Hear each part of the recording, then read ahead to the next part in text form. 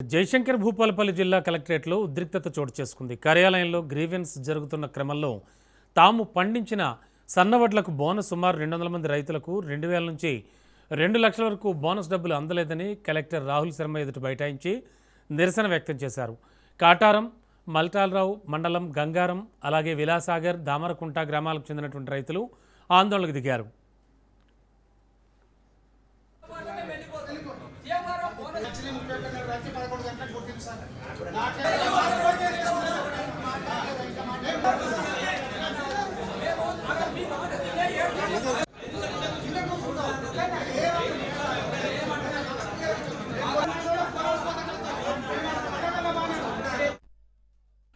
తెలంగాణ గ్రామీణ బ్యాంక్ ఇచ్చిన అకౌంట్లో ఇప్పటివరకు కూడా రైతులకు చెందిన డబ్బులేవి జమ కాలేదని, ఎన్నిసార్లు అధికారులకు మొరపెట్టుకున్నా స్పందించిన దాఖలాలు లేవన్నారు. ఇప్పటికైనా జిల్లా కలెక్టర్ స్పందించి రైతుల డబ్బులు ఖాతాల్లో జమ చేసే విధంగా చర్యలు తీసుకోవాలని తెలిపారు. పోలీసులు అక్కడికి చేరుకుని రైతులను గ్రీవెన్స్ సెల్ నుంచి బయటకు పంపించి వేశారు.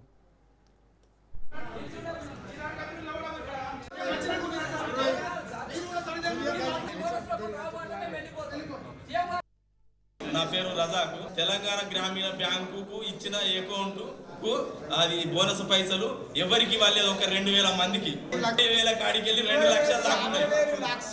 2 లక్షల వరకు ఉన్నారు రైతులు.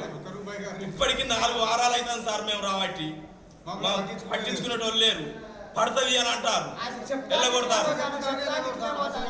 ఇప్పుడు వచ్చి కూర్చుంటే పోలీసు వాళ్ళతో లేపి వెళ్ళగొట్టిరు బయటికి.